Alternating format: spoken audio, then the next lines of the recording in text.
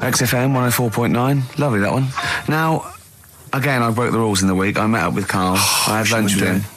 And we were chatting and having a cup of tea. And it got onto one of Karl's favourite programmes was the Tales of the Unexpected. Ah, of course. And all I can think is that he's probably the only person in Britain where they were unexpected. I mean, to him, when that twist came in, he'd go, gee, I can't... Yeah. Oh, God. Can't believe so it was the tree that did it. I mean, he was probably the only... And we were telling all these stories of horror, and he liked horror stories. And I told him this story. And I don't know if this had come across the way, but I told him this story. It was a short. It was a horror short. This was a film you saw, was it? Yeah. And what it was, it started off just there'd been a car crash. You see, it's a horrendous wreck. And you saw it from the point of view of the person in the car. And he was calling for his mate, and he was going, Dave... And he sort of looked over and saw a body without a head that had been thrown. He goes, oh no, Dave. And then into the field of view came Dave, his mate, and looked at him with a look of horror. And then it sort of went black, and you realised that he was just a head, and it had been his body. Oh wow! Right? Yeah. And I said, then it came up at the end at the executions in the French Revolution. People experience consciousness for and he went, oh. No, he said, it wouldn't be for that long. And then he went, if it was a chicken, it would work. Imagine remaking that film, but it's two chickens in horrendous car crash. Their own fault for driving. It would work. No, he wasn't having that. Yeah. No, it was too long. I think he said, how long was this film? I went, 5 minutes. He went, no. It would work if it was a chicken. I like the way that Carl is something like when you relate an incident like that, he's appalled and offended and annoyed by the people that made it, even though he's never seen it. Oh, he's annoyed. Yeah. Do you have a favourite Tales of the Unexpected, one that you remember particularly that shook you up? Yeah, we were talking about the one on where there's some woman in prison. Have you seen that one? I can't remember them all. Right. This woman's in prison. Yeah. And she gets a bit friendly with the guy who takes the dead bodies out. Right. And he said, I can get you out of here. He said, what you've got to do, right? You've got to, at midnight... When you hear the bell toll, that means there's been a dead body. Yeah, there's been a dead body. So what you've got to do is go into, like, the place where all the dead bodies are, get in the first coffin on the right, and then I'll come along and carry you out, and you can run away and escape, right? So she goes, yeah, all right, then. So she hears the bell go. I'll bury you, right? And then I'll come back later and dig you up. Right. Yeah, but that's the point. It doesn't matter. It does matter. Trust me, Karl, it really matters. Okay. Listen, I don't know if I'm going to ruin this for people at home. Yeah. Can I just skip to the end? I would imagine that she gets buried and he doesn't come back, and she has to get buried alive. Better than that. So she gets in the coffin, and she's lying there for ages. She's buried. She can feel a bit of movement going on, so she's obviously, being carried somewhere, so she's thinking, this is it, I'm getting out. And she's lying there for ages and thinking, why ain't someone coming and lifting the lid off this? Do you know what I mean? Letting me get out. So she's really bored. She gets a lighter out, right? Lights it to have a look at who she's lying on. It's only the fella who said he'd help escape. Oh. How bad is that? That is... How bad is that? So it is quite important that she's buried alive then, isn't it? In retrospect, you realise that the jeopardy is that she's buried alive and can't get out. Yeah. It makes it so much worse, doesn't it, than just like lying in the morgue and going, actually, I'm getting out of here. Yeah. This isn't going to work. Look at Carl's face. Having told that, he's so pleased. His face is lit up. He's beaming like a child. Have you seen any? Is that your favourite horror thing ever? What was that one you told me about with the porn? That was a good one. Oh, this was fantastic, right? Right. There was this. Sorry, can I just check now? We're just remembering classic episodes of the Tales of the Unexpected. This is important. Well, I saw one, right? I saw one on Tales of the Unexpected, right? And it was these two gents. What they used to do, they look down the obituaries and they'd blackmail the wife or the son of a dead eminent person, like might be a priest or a doctor, like that, and they'd go and they'd say, he bought some erotic stuff from us before he died, and he owes 100 guineas and all this sort of stuff, and they'd pay up because it'd be so embarrassing. They just didn't want them to say, just pay him, right?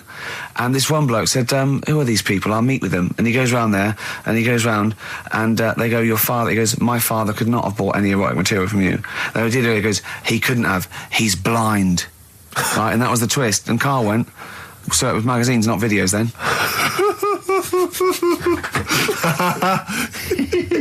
Yeah. Now think about it, Steve. Is that so stupid? Well, presumably it was set in olden times because professional pornographers don't tend to call it, erotic material. Yeah. They tend to call it, juicy jugs or whatever.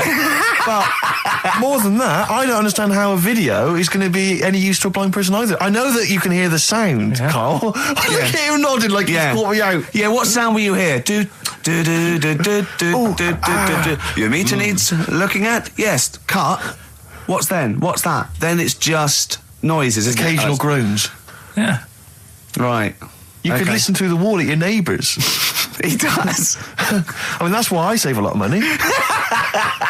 But I thought you were going to point out, Carl, that they could have had a Braille porno.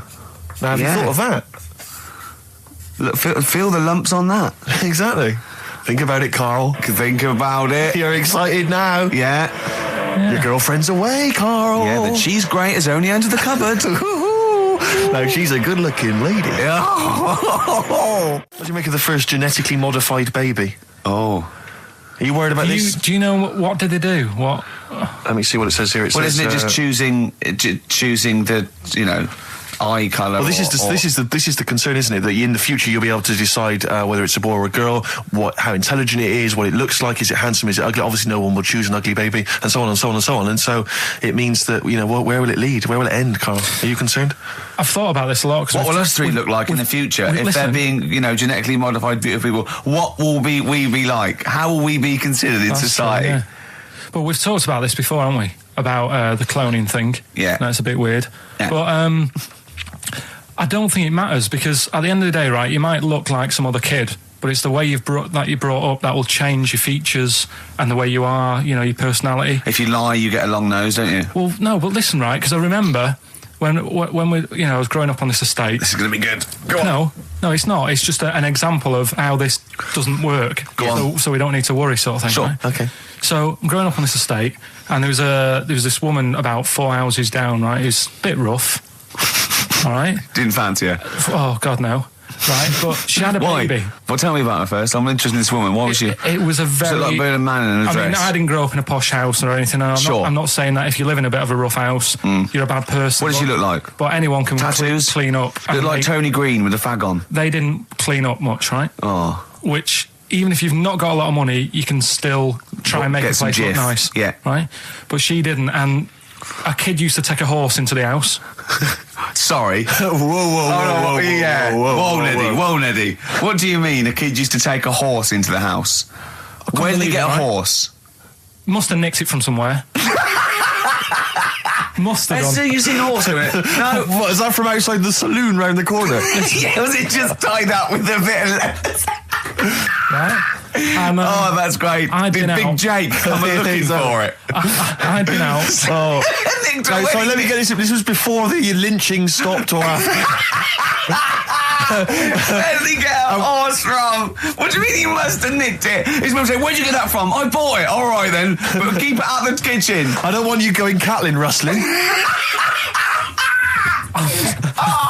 Where did he get a horse from, Carl? And how long did he have it for?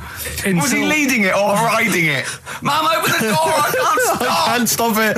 Open the patio door as well. Looks like we got us a runaway. What do you mean? I don't know, but the thing is they couldn't afford to buy one because they're not cheap. So I'm just guessing. Maybe that's wrong of me. But I think... He had a horse? Yeah, right. So that's why the family didn't have any money. They'd spend it on the horse. No, I don't think, that's what I'm saying. I don't think they would have bought it. So anyway... Yeah, it's wise to whisper, Carl, in case they're listening. Yeah. And they could be in the room next door. It's not buying it, it's keeping it as well. So I was like in the car with my dad coming into the avenue, and you used to have to drive down it to turn round and sort of go back to our house. You had the traditional method of transport. Yeah. And the horse was in the lounge.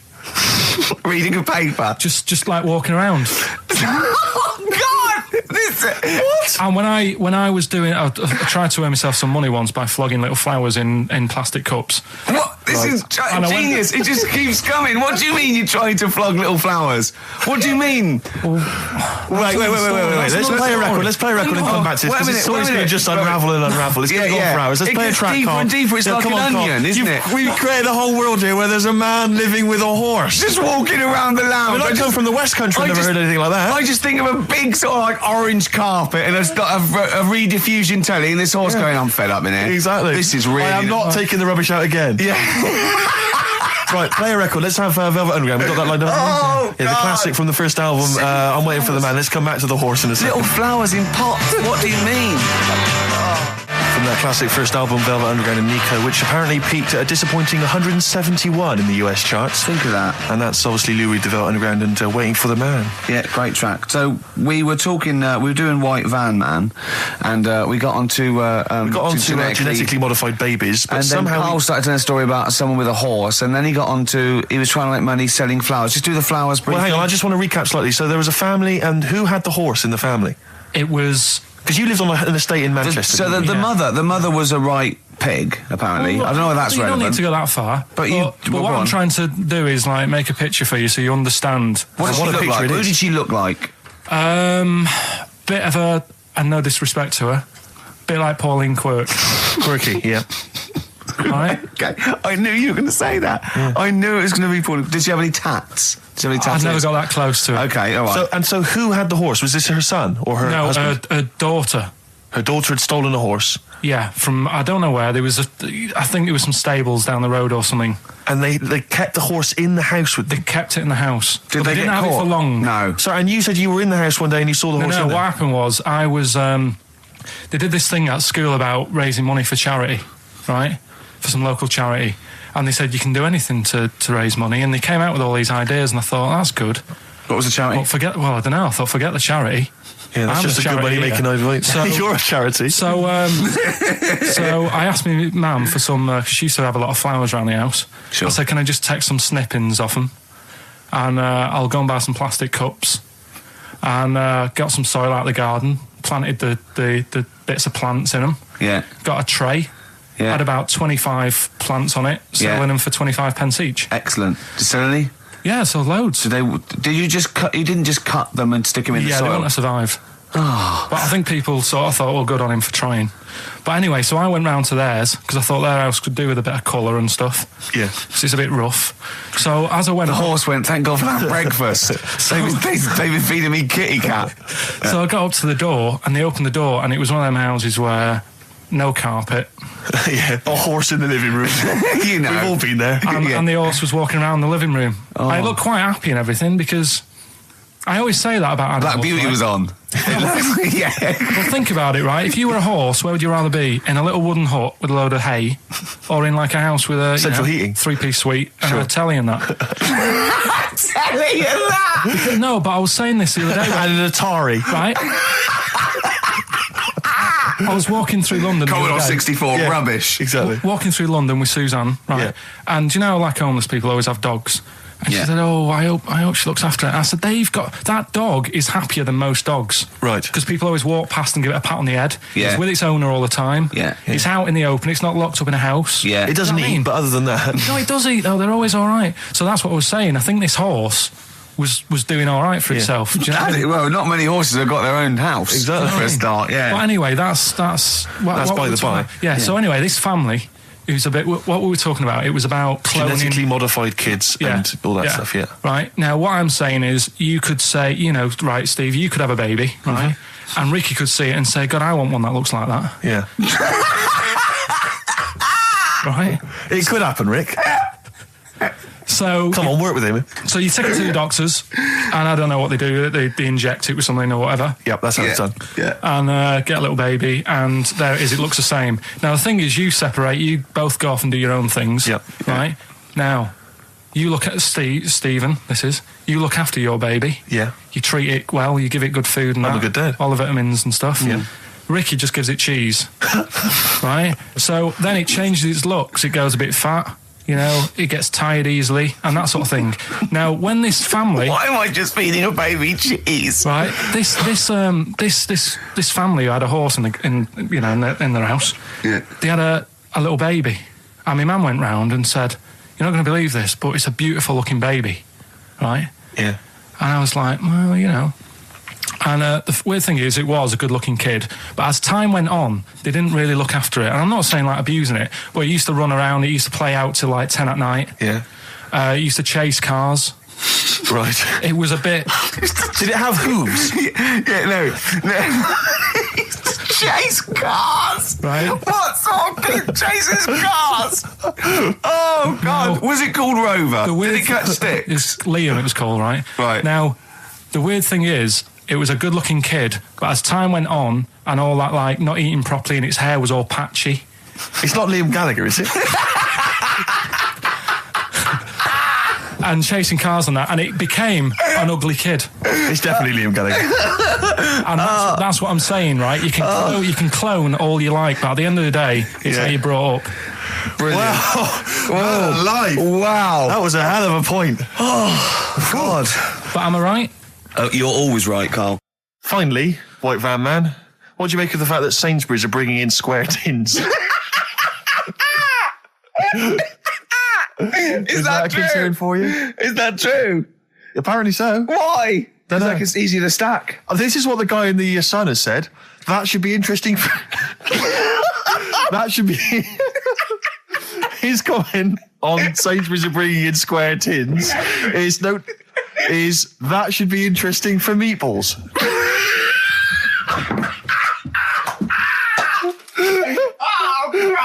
Ricky's just collapsed on the floor. Let's just play a song, Carl. I don't think even you can top that.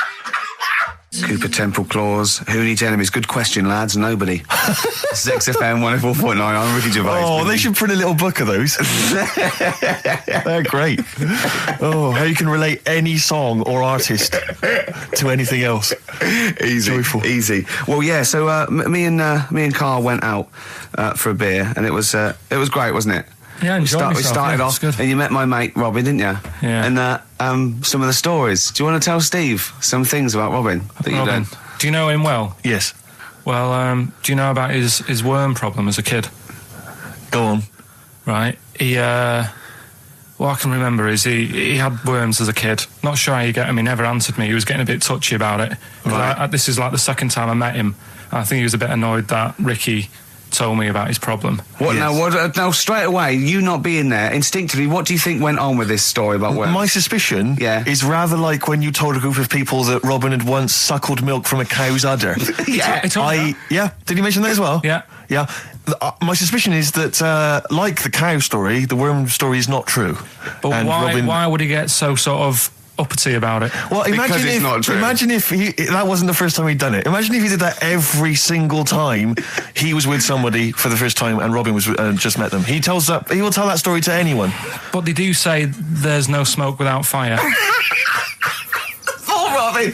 I also told him that the way Robin cured these worms was because the doctor told his mother, right, to hold a piece of ham or cheese near Robin's anus so the worms would come out for the food, and he believed it. I'll tell you why, though. I said to Robin used to sit on spam to try and get the worms out, and he believed it. But Steve, right, do you remember that story about 3 or 4 years ago where there was some bloke in the army? He went away to somewhere, Vietnam or whatever. He was messing about in the woods. Messing about in the woods? Shouldn't he have been fighting? Whatever. Yeah. Right, and he walked through some lake, and I think he'd cut his toe or something on something, and some worm of some sort crawled in the gash. Yeah. And it was in his body, and the doctor said, we've got to get this out of your body. So what they did was, they said, right, the thinnest part or something of your body that things can crawl through is on the top of your head. So they wrapped Where the skull is. So they wrapped some bacon. No, they didn't! They did. Because that's Oh, that right. thing. So he's gone in via the toe. So what we do is, I'll tell you what, that worm's probably heading straight for the head. We'll put a bit of bacon on it. The thinnest part of the body is the skull. Of course it's not the thinnest part of the body. It's where your brain case is, isn't it? It's the skull. There was a reason for it. And it was like they stuck some bacon on his head. And As ever, the vital piece of information, i.e. the reason, Carl seems to have forgotten. Because the worm was in his body, and they said everyone likes the smell of bacon. Including worms. Even a Vietnamese lake worm. They love bacon. Remember last week when I said about the little fella with the bone with no brain, and you were proved wrong? No. We were saying it wasn't a little fella. We were saying it was a stillborn child. It wasn't a little fella. You're changing it now. You weren't having any of it last week. Right, hang on a minute. I'm getting confused. There was a Vietnamese snake that went inside of a soldier. A little, like, maggot or some sort that you have to get out of your body because it causes problems. Yes, and so in order to get it out of the body, they strapped bacon to his head. Yeah. That is great. This doctor. And did that work? I think so. They had a picture of him smiling. Oh, God, what, the worm or the bloke? The bloke. Oh, dear. Honestly, I hope someone knows the story. Right. It was about 3 years ago, I reckon. Okay. And, yeah, it did work. G.I. Bacon. So this is why the worm burrowed out of his head to get the bacon? Get to the bacon. Right. That's great. So this is why when Robin was telling his story, I was a little bit disappointed if it wasn't true. Right. Because in a way, Robin's never been to Vietnam. No, but what do you really think that Robin? Well, as Robin said at the time, Carl, why would I sit on ham then tell Ricky Gervais? It's a very good point. Because if he was a kid, you do daft things like that as a kid. Right. He is telling Ricky Gervais though. Yeah. And then, bless him. Okay. And then anyway, Robin left, and I tried to chase him, but he got away. He knows. And then we had a few pints, and then Carl embarked on some of the greatest stories ever told. Can you tell the story about your dad? Let me run it by. I haven't spoke to him all week, so let me run it by him. Okay, play records. Because what we got? We've got one of Steve's. Yeah, well, bizarrely enough, this comes from the Teachers 2 soundtrack, the soundtrack to the current TV series. There's a slight whiff of nepotism in the air. Yeah. Rick, would you like to explain why? Well, that's why you're doing it. No, my girlfriend worked on it. But you were going to play this anyway, weren't you? Well, I was, actually. Bizarrely enough, I was going to play some I Am Clute, and this is from, as I say, the Teachers soundtrack. This is called To You. It's a good track. That's I Am Clute, a track called To You from the Teachers soundtrack. That's also got, I noticed, the Electric Soft Parade, The Hives, Star Sailor, Feeder, Turin Breaks, Mercury Rev on there. It's a good little collection. Lovely. Carl has just had confirmation. He's looking smug because someone phoned up and went, it is true, it's a Laogai chi worm and you wrap bacon around your head. That's all the bloke knew as well. Yeah. And his name was Gary. Yeah. So I'm not having it. No. And he said, see, that's why the Robin thing isn't so weird. He said, but when you said he tried it with cheese, he said I was having none of it. He's got standards. Strokes, hard to explain. Like Carl, really? Yes. So, Carl, concentrate. Yeah, go on. So, we'll leave the worm with the bacon wrapped around the head, shall we? Well, if you're ever caught in the jungle... Yeah, always carry some... Bit of Danish. Good advice. Lovely. So, would you like to start on your... to Steve, because I've heard all these. Well, we won't do them all. Well, we'll start off with the Mr. Freeze. Tell Steve the story of Mr. Freeze. This is the first time he nearly died. This is the most serious of the lot, really. So, what it was, do you know, like, don't know if your mum and dad did the same thing, but, like, they do the weekly shopping on like, a Friday. Yeah. So when you got to Thursday, there wouldn't be much stuff left in the cupboard. It'd just be like, your Jacob's crackers and stuff like that. So when they'd been to the supermarket and they came back, I was like, what's that saying? Like a pig in... I loved it. It was like loads of food coming in, loads of biscuits. What is that saying? He nearly said pig in shit. Right. Is that the saying? Yeah. Right. So yeah, all this food comes in. Thank God he didn't.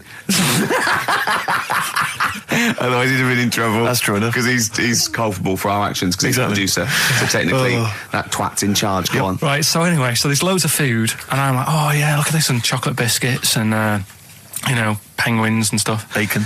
And bacon. Just in case, you never know. So anyway, my mum and dad's putting the food away. Me and our kid are like, he's already grabbed something, gone back upstairs. It's like feral children. It's like a quest for fire. And then they were running upstairs.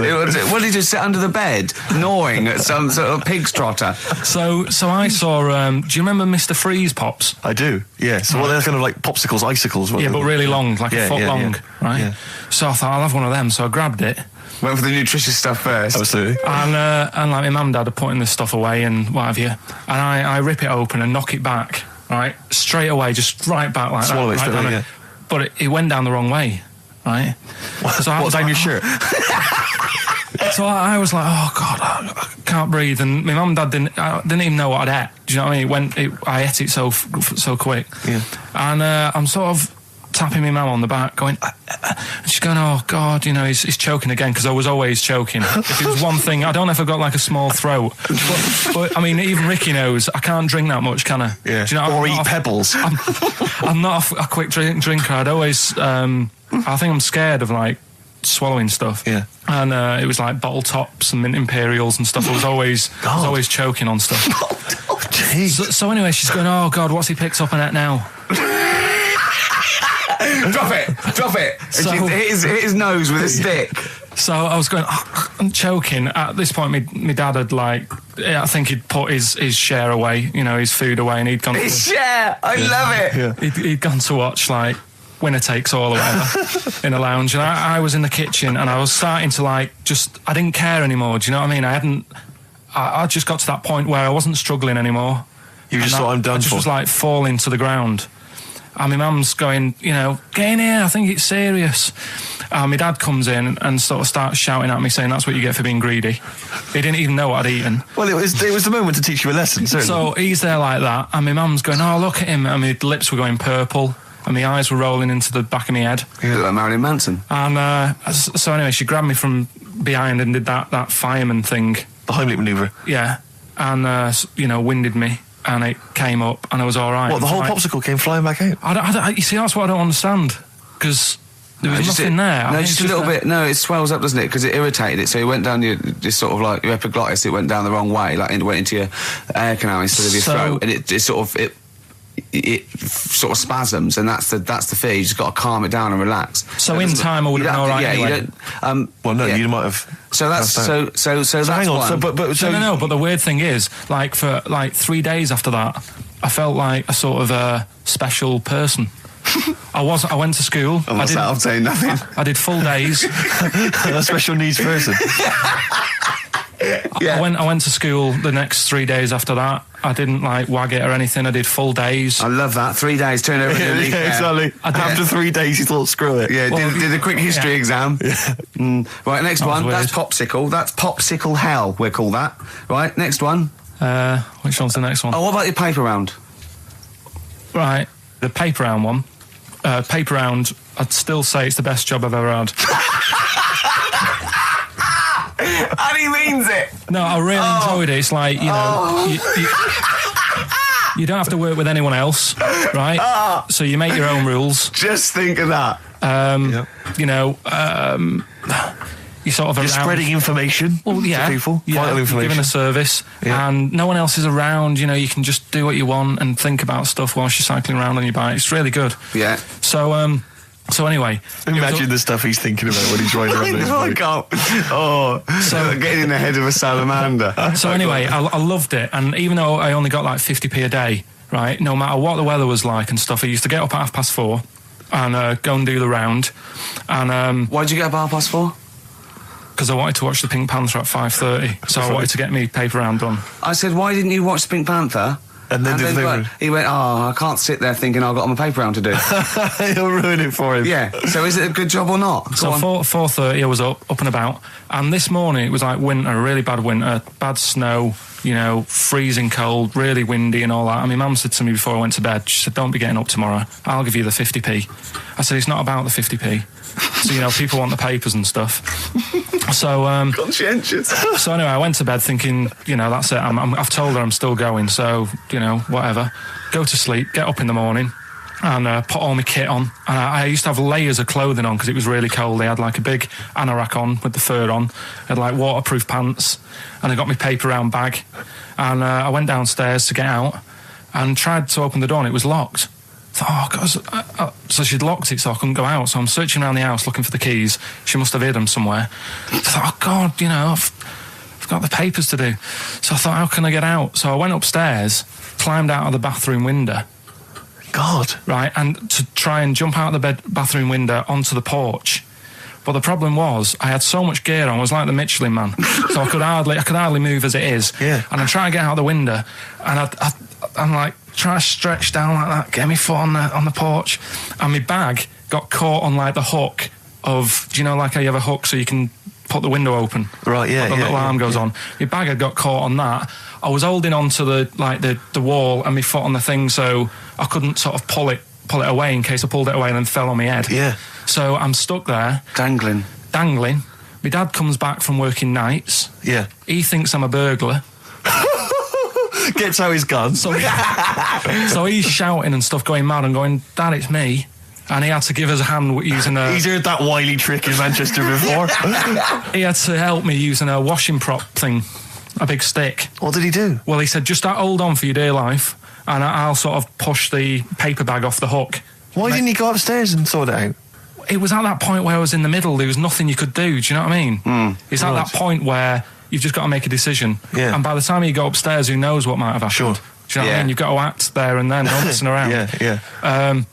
So And you could hear downstairs, now here he is, the Pink Panther. Yeah. Dad! Pink Panther. Hurry up. Panther. Ever so pink. Oh. So that was close to death, because I must have been about 30 foot in the air. So, to cut a long story short, he gave me about 4 or 5 near-death experiences, and he went, and the whole point of this, he went, so that's why I think I'm going to die of something horrible, like cancer. And I went, why? He went, right, you ready for this? Yeah. He said, well, I don't check my balls. Wait. He said, I don't like the feel. Carl, always check your balls. Do you I check don't like the yours? feel. Why don't you like the feel of your own balls? They just... I mean, you know that I don't like bodies anyway. Right. Do you know what I mean? It worries me a bit that you've got all that going on in your body, right? And your skin's keeping it all in place. Stop. We're going down a whole other avenue of discussion. Let's play a track, let's come back to it. And now it's Carl's bit. It's the re-education of Carl. He's like Liza Doolittle. And now he's coming to... Or Lawnmower Man, if you've seen that film. More like Lawnmower Man, if you've seen the film. You know what I mean. And his homework was to just study quotes, really, on happiness and stuff and general well-being. He's not a big happiness quote fan, are you, Carl? Not really. So what have you done? You've come up with something, haven't you? Right, yeah, I told you, right? Because a lot of these are just things you say every day. They're nothing special. So what I'm doing... Well, you say them every day.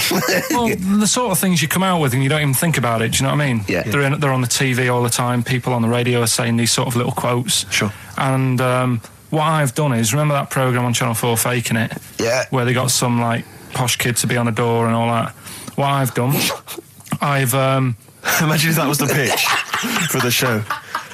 Dear Channel 4, you're just going to get a posh kid on a door or something? Yeah, Yours sincerely, Carl. Come in. Yeah. TV producer. Yeah, go on. So, what I've done, this little book of quotes, happiness quotes, I've picked 2 that are real, Okay. and I've made one up, right? And we've got a guess. And you've got to guess which then, one it is. go on. Well, I'll tell you what, Rick, why don't we, when we've heard them, we won't confer. No. You'll write down yours, Yeah. A, B or C, and I'll write down mine and we'll Sure. see how it Okay, works. Carl, off you go. Right, and just because I'm looking at this book, it doesn't mean I'm actually reading. No, I know. Don't worry, I know. we're clever. No, we know. We can't see yet. Like, Yeah. call my bluff. Yeah, go on Okay. in. Nothing is worth more than this day. Okay. Yeah. Yeah? All right. Yeah. The way I see it,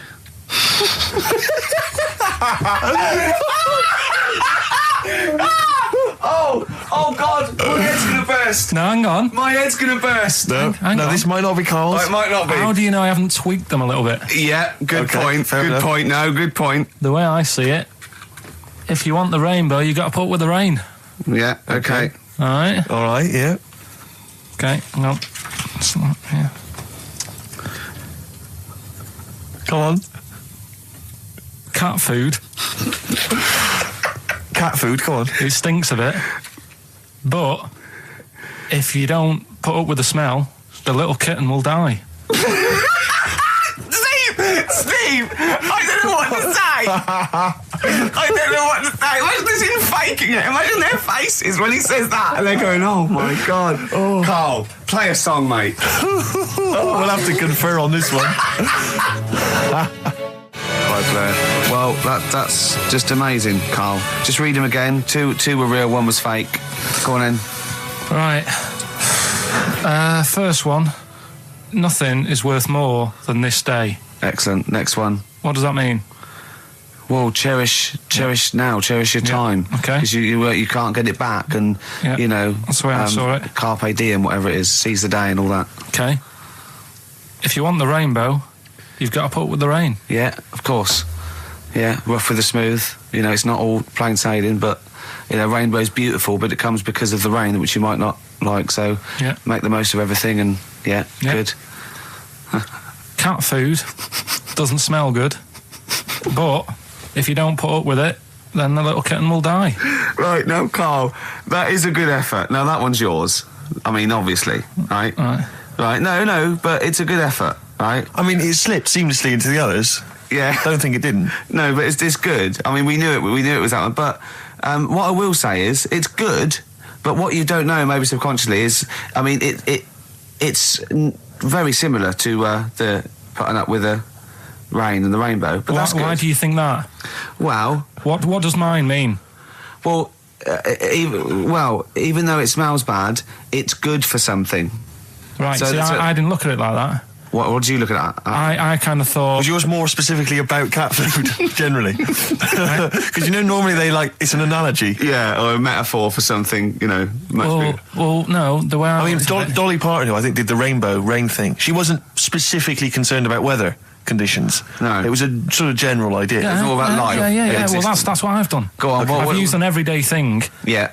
And put it with today's problems, right? Go on. So, my girlfriend, she might like to go shopping for clothes. I hate it. Right. But because I love her, I put up with it. Ah, that's nice. Yeah? Yeah. So, you love that little kitten.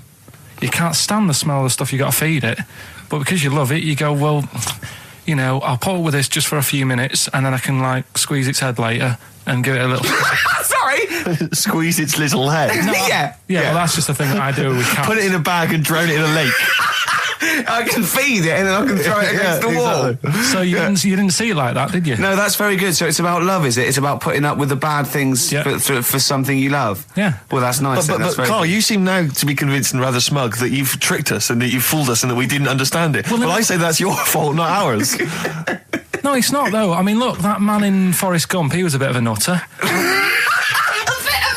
And he came up with the life as a box of chocolates thing. Yeah. Now, if that was in this book, you say, oh, yeah, brilliant, good bit of work. But if he was sat here doing the show with you, you'd be taking the mickey out of him. Sometimes I feel he is. No, but Carl, I could. In fact, if people are out there, we're too lazy. Could you write down everything Carl's ever said? Because I think we could publish that. Yeah. He said one today. He saw my salamander. It's not a euphemism. He saw my salamander, and it's just sitting there in the tank. Your exotic pet. Yeah, and he's worried about there not being a lid on. And he said, I went, what are we worried about? He said, wow. He said it sits there for 24 hours a day, obviously planning to get out. Well, it's got nothing else on its mind, and it's, the daft thing is, he has actually got the lid ripped up a little bit. And he'll be looking up there, and it's going to get out. But what's the worst that could happen? What's it thinking? What do you think it's thinking, this salamander? It's got its eye on the DVD player. I can have E and be down the market. Class. Rock the Casbah. I love the fact you had at least 3 minutes to get that right. I know. Prepare and get that right. I know, but my mouth was full of Maryland cookies. Yeah. Last week, this would blow your mind. He came in, do you know what he'd bought for himself? About 10 penguins. Who buys penguins still? I know. Or wagon wheels. Oh, I've never liked wagon wheels. You've not been a fan? No, but I was sorry about that. It's The Clash and Rock the Casbah. Talking about records, have I told you that time my brother-in-law, he was moving out of his place, I think moving in with my sister, and I was about 13, and so he was about 30, and I moved in, and he brought round all his records when he was storage to leave them at our house, right? And he had all these old sort of records, 50s and 60s records, no Elvis, right? And they put them upstairs, and I was looking through them, and it's just all like Elvis stuff and Beatles stuff. And there was a mate of mine who loved Elvis, okay, and he had loads of chemicals. Yeah, he had loads of chemicals, and I was into chemistry, and he said, "Let's swap me some chemicals for them." So I sort of nicked about 5 Elvis singles, and I got all these chemicals, and then the guilt just hit me. I just thought, well, he's going to notice that. And one night, I just came downstairs and I confessed to my mum. And she went, all right, well, I won't tell him, but you've got to be good. And it's sort of like I was just really, really good for a year. And then I remember when I was about 18, my brother was talking about it. And he said, did you ever play those records I left for you? Brilliant. He told my mum, he said, these are for Ricky. She just didn't tell me. She was sharp, wasn't she? She used opportunism there. Oh, that's genius. And that was it. That's why I was good. But you've never stolen anything since, have you? No, I don't. Except that spate of shoplifting after that to teach your mum a lesson. yeah. Well, I went round and arson. No, I did. I just couldn't believe it. That's it was terrible. I remember. I think all kids go through a phase of shoplifting. Well, and when I was going through it, I used to just little things, just like magic markers and magazines, Mars bars, that sort of thing. Yeah. And one day, right, my mate Anthony, his mum called up my mum and said, I've got to meet up with you. I've got to have a word with you. And she said, what about? She said, I don't want to talk about it over the phone. So she goes, oh, right, well, yeah, come round tonight then. So anyway, my mum sees me, she don't want to be in an awkward position and, like, be a bit embarrassed and what have you. So she sees me and she goes, right, Anthony's mum's coming round. What have you been doing? Yeah. So I go, oh, God. I said, I've been nicking stuff. So she goes, like, what? So, not big stuff. I've had a few calculators and Mars bars and stuff. How many? I'll just work it out. Hold on. Works out at 7.2 per day. So, how many calculators do you need? So it was when that phase. You failed maths, didn't you? Everyone wanted a calculator. It was like a trendy thing, wasn't it? Right. Oh yeah. In Manchester a couple of years ago. Yeah. So anyway, I told her all this and I confessed to, like, computers will make it there one day. I confessed to There's magic in the back of battery. Go on. Confessed to nicking all this stuff. She comes round. She only wanted to borrow some money. Brilliant. She said, oh, I don't like asking. I was a bit embarrassed to ask you over the phone, but can I borrow 20 quid? Oh, that's fantastic. And there's me. That's great. And it's similar sort of thing to yours. And did you? And he went, hold on, Mum, let's work out the interest on that. I bank 10%. She'll owe you £4.40. Yeah. Oh, dear. So your mum was a loan shark. yeah. And did she mention? She went, I just stuff with that other? Because what I'm saying is, presumably you got your mate in trouble. No. Right, you didn't. That's great. Anyway, should we have some more music? Because we've been waiting for hours. What are you going to play, Carl? We've got the Cooper Temple Clause. Oh, brilliant. His homework was to come up with one of those stupid lateral thinking problems. We maybe should give an example of the... Romeo and Juliet, right? Romeo's asleep on the bed, Juliet's on the floor, covered in water and broken glass. What happened? And you ask all these stupid questions, and it's... Romeo's a cat and Juliet's a goldfish. Again, awful. What am I thinking? Yeah. Yeah, come on then, Carl. Right, yeah. There's a bloke lying on the floor, right? He's cut his head, blood's coming out of his head, and all his mates come running up, and they're all stood round him. Yeah. And they don't take their hats off as a mark of respect. That is outrageous. Why didn't they take their hats off? I'm laughing, but it's probably as good as the real absolutely. ones. A bloke's fallen with his... Yeah. He's lying on the floor. Yeah. He's dead. Yeah. His mates come running up. Was it important that his head was cut? I don't know. I mean, would it have been okay if he'd have been wearing a hat? He wouldn't have been dead if he was wearing a hat. What's your answer? No, you're meant to answer questions. You don't just go, what's your answer? You say, where's the turn? So you go, no, and I have to guess. It's obviously like sort of motorcycle stunt team or a parachute. Why didn't they take their hats off? Because they're probably still on the motorbikes or something. Or... Well, yeah, but if you mark a respect to someone, you could take your helmet off. Getting angry. What? They're parachutists. Why can't they take their helmets off? Because they're coming down from the sky. But he's on the floor dead. Well, yeah, but they can look down and see him on the floor. Are they on the floor, Carl? They're on the floor as well. They're walking, are they? Yeah, well, they sort of stood there looking at him. They're stood there. Yeah. They're stood on the floor looking They're at him. soldiers. Why? But why? If Because it might be in a battle zone. They might have their helmets on, and he's been shot in the head. No. Well, that does work. You see, this is my point. That one works. That one works. Unless you give us a piece of information where that doesn't work. What's the difference? Why is yours different to he's been shot in the head in the trenches and they're looking at him and they keep their helmets on? I just don't think it matters as much. If they're in the trench, they're already guarded a little bit. So they could take their hats off. It's the best mate, for God's sake. Okay, he's dwelling on this. Are they normal hats? What kind of hats are I'll give you they? the answer. No! Don't get ratty! What kind of hats are they? Baseball hats? If I told you what sort of hats they are, you'd have the answer. Wow! Okay, I've got to guess what sort of a hat it is then, have I? Right. Is it a trilby? No. Is it a bowler? I know what it is. What? They're spacemen. No. Oh, that's a good That one. one works as well. This is my point. I like that one a lot. It works. He's fallen on the moon, and not that the moon happened. It was set up, wasn't it, in the studio? We know that. Yeah. Okay, Carl. What's your answer? Builders on a building site. Why is that different to soldiers? Because bricks don't fall in wars. But bullets fly. Right. Let's play a record and we'll come back to it, Carl, while you think about what you've done. Oh yeah, you've embarrassed. Let's play some yourself. classic Suede. Yeah, and this is for David and Kieran. I think you wanted a bit of Butler. This is a bit easier, but I still think it's a good one. So this is, we should explain what this is if you've just tuned in. It's one of those stupid lateral thinking problems That Carl himself has created. Yeah, that was his homework. Right, this one. It's a fella. He has a normal day doing stuff. Nothing wrong with him. Right.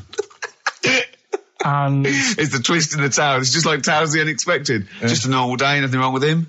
Hold on, though, he's got the legs of a fish.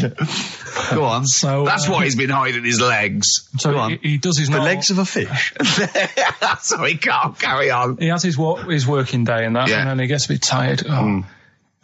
Goes to bed. He puts the light on, leaves it on, goes to bed. Oh. That's crazy. That's mental. I can't think what's happened. Anyway, here's Radiohead. Right, okay. What? The question is, why does he put the light on when So he's a going man, to bed? he's had a normal day, he's come home from work. Is that right? He's come home from work or he's not been working? Yeah, he's just been out? no, it's been working and stuff, I think. You think? You've made it up, Carl. You can decide. So is the question is, why has he put the light on when he's asleep? There's a reason that he's put the light on when he's asleep. Has he gone to sleep? No, Carl, don't shrug. You're meant to answer these questions. He put the light on before he went to bed. Yeah, and the question you're asking me is why? What's the scenario? And the light's on and that, but he's gone to sleep. Yeah. He started reading and then he fell asleep. No. Did he intentionally, for some reason, put the light on? Every night. It's mad. Sounds mad. That's Carl, doesn't it? Every night he does it. Yeah. He puts the light on. So, when he goes to on sleep. it, goes to bed. Carl, is the point of this, he puts the light on for a very good reason. Not for us, but for some people. He's blind and it's always been on and he thinks he's turning it off, but it was on in the day and he thinks he's turning it off, but he's turning it on because he's blind. That'd be stupid. That works. No, that works great, Rick. Yeah. Thank you, Carl. So you've got to come up with... Hang on. If What? you're blind, why would you put a light on? No, he thinks it's off. Yeah. But why would he turn it on anyway? Just think so he doesn't get burgled, so people know he's in because he can't see him. So he just he puts the light on when he's there, then he turns the light off when he goes to bed, so people think it's fine. But he's got it out of kilter, and actually he's walking around in the dark all day. I don't believe that if you're blind, you turn your light on. I don't think you'd be living on your own, would you? I'm not having that for a Do second. blind people live on their own? For a second. Well, some people do. Lonely blind people live on their own. No, if you got bad eyes. What, any of them women? Are there any blind women who are living on their own, Rick?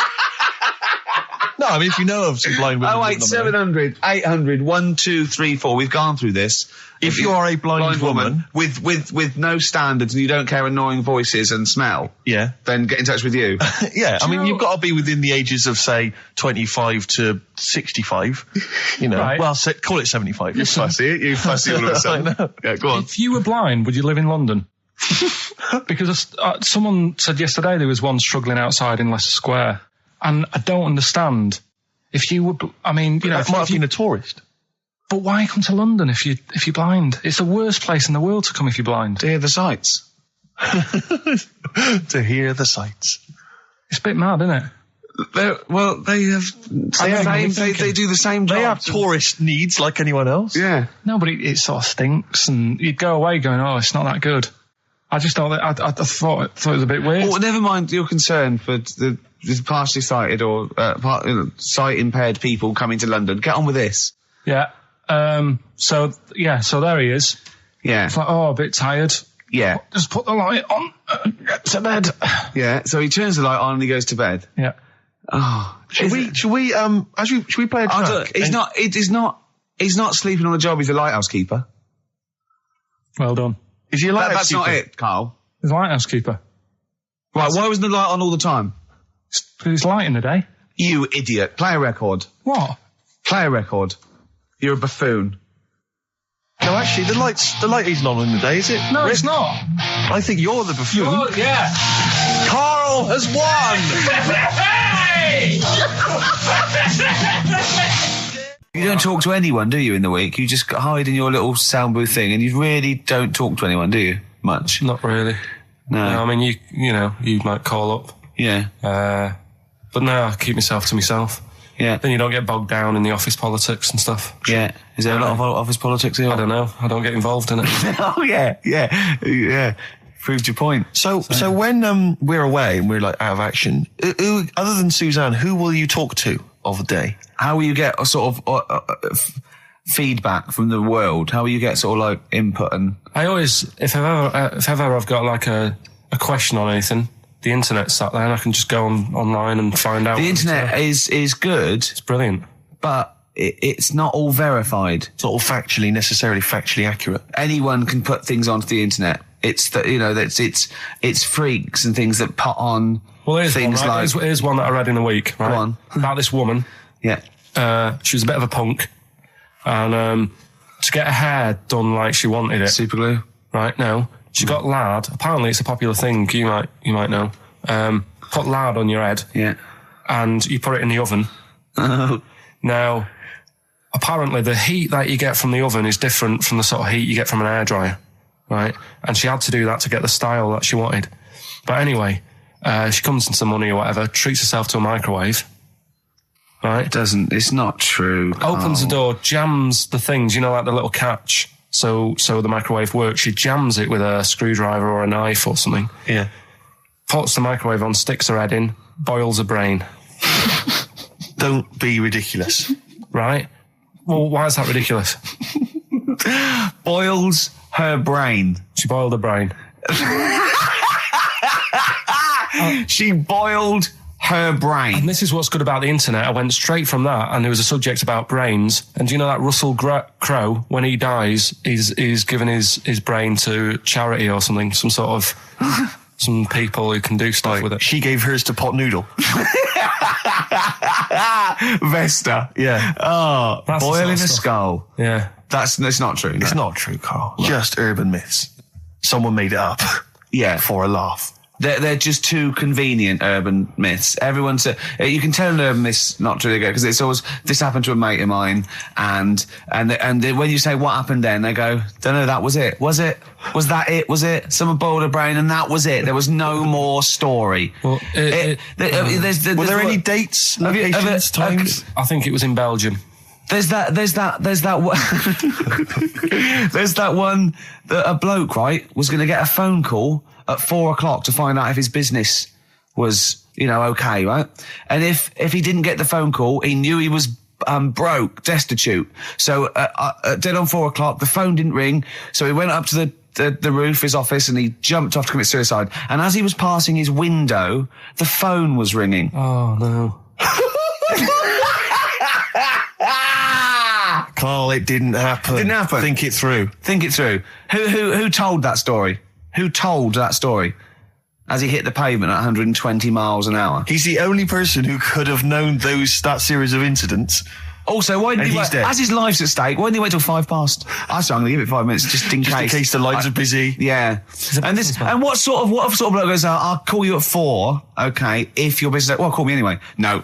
If I don't call exactly 4, then, no, you commit suicide. Commit suicide. I would, because if I don't call at 4, that's the end of it. Well, call me anyway. No, that's not the way I work. Why can't you just call me and tell me the other way? Well, I'm telling you how I do it. If you're bust, I don't call. Can't you just call to verify in case something goes wrong? What if it's engaged? It won't be engaged. Just commit suicide at 4, please. It didn't happen, Carl. The other one, right? A bloke, right? He's on a train station, and I'll tell you how I heard it. He's waiting for a cruise station, whatever, and he shits himself. As you do. And so he goes, oh, my train's in 5 minutes. So he runs across to Millets and goes, quick, Levi's 36. The bloke just puts it in a bag. He runs onto the train. He goes into the toilet, takes his trousers and pants off. He's soiled. Yes. Throws them out of the window. I won't be needing those again. Cleans himself off. Open the bags. It's a jacket. Oh. No, it didn't happen, Carl. At what point did he go into it and go, quick, Levi's 36? And the bloke went, sorry, Levi's 36, what, a pair? No. Shall I wrap them? Them?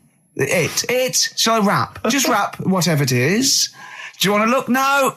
I'm not looking when you're putting it in the bag, please. Right? 36 waist stories. Don't say anything. I've told you 36 Levi's. I put it in a bag and charged me for it. Yeah. I don't want to discuss it further. Yeah. There was one... Here we go. There was one about a woman whose husband died, and she had him cremated. Yeah.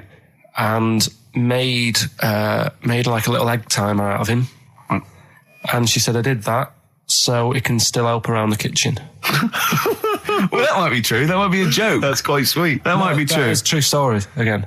It was all... No, not again, because the ones I just told weren't. Nor is the boiling the brains in a bag curry microwave. Head story, true. Yeah. That's all. That's nearly it, Carl. Right, what's your last room 101? Oh, God. It was, holidays. Holidays. Well, You want to put holidays in room 101? people who are sort of annoying on holiday. Oh, yeah. Do you know when you go away? Oh, yeah. It's sort of touched on this before. Is this going to be the Scouse guy? Yeah. Go on. Oh, it's so long though. I mean, it was a holiday when we went to Tunisia. And the Scouser pissed you off. Surprise, surprise.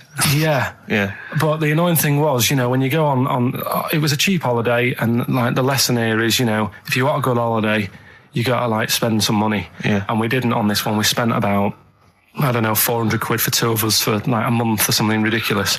And we got there and, you get to the hotel and you go, we have made a mistake. It's a ropey hotel. You can tell like the blinds and stuff as you walk in, they're all dirty and stuff. And you think, well, let's make the most of it. Let's not get down about it. It's a holiday. It's for a rest. And you try and make the most of it. And we had to meet. Like you have one of those things where you get to your destination and the rep says, right, go and unpack your bags and that. Go and sort yourself out in the room. And tomorrow morning we'll meet up at 10 o'clock.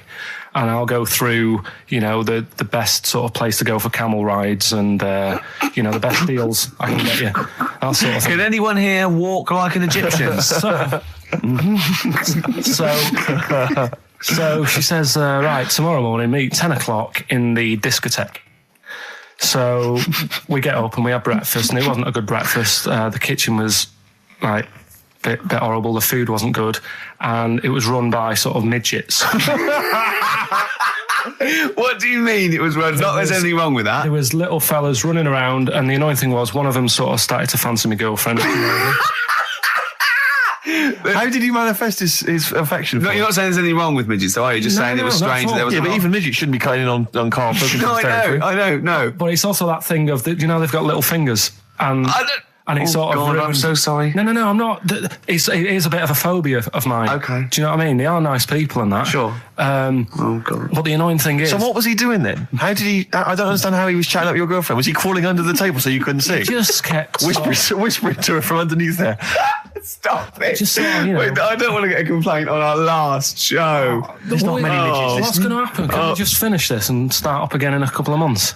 Oh, yeah. So if you want to know more about the midget theme restaurants, then we'll talk you in 3 months. Yeah. It's just... Oh. It's just... No, that's fair enough, actually. Oh, You're yeah, absolutely no, right, sorry Carl. about That's this. your producer's Listen, head on. we'll see you in about a really... it's been a pleasure, truly, and thank you for everyone that wrote I've got you letters. Have you really? Yeah, I've got you both a present, right? Oh. I got Ricky, do you know, like, we've done fables and Yeah. stuff? Right? Yeah. This is like Mr. Ben. Oh. This is brilliant. Yeah. Right, and it's like little fables that Mr. Ben goes on. Oh, fantastic. So I want you to learn something from that for when you come back. Okay, brilliant. That's lovely, I'll tell you Carl. one of the stories I read this morning. It's brilliant. In fact, when you've done with it, Yeah. give it me. Yeah. Because I haven't finished reading that. Okay, thank you, Carl. And for Steve, a little shut-up lines. A little book of chat lines. That's fantastic. Carl. Thank. Well, we'll see you in 3 months. But carry on emailing Carl. Cherish Karl Pilkington.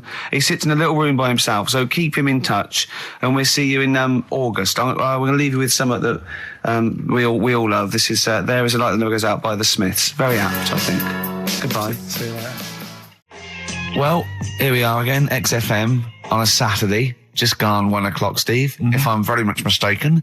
But we're not here as such. We're away again, gallivanting around. We've got to do the special sort of best of again. Okay. Which we did a few weeks ago. So this is the best of the last 3 weeks. Which I think is, I think it's the best 3 weeks we've ever had. But I'd like it condensed into 2 hours. Yeah. Yeah. Some great music as well in there. Yeah, there'll be some great music, interspersed with fine chat that you've already heard. Yeah. Except this bit. This bit's new.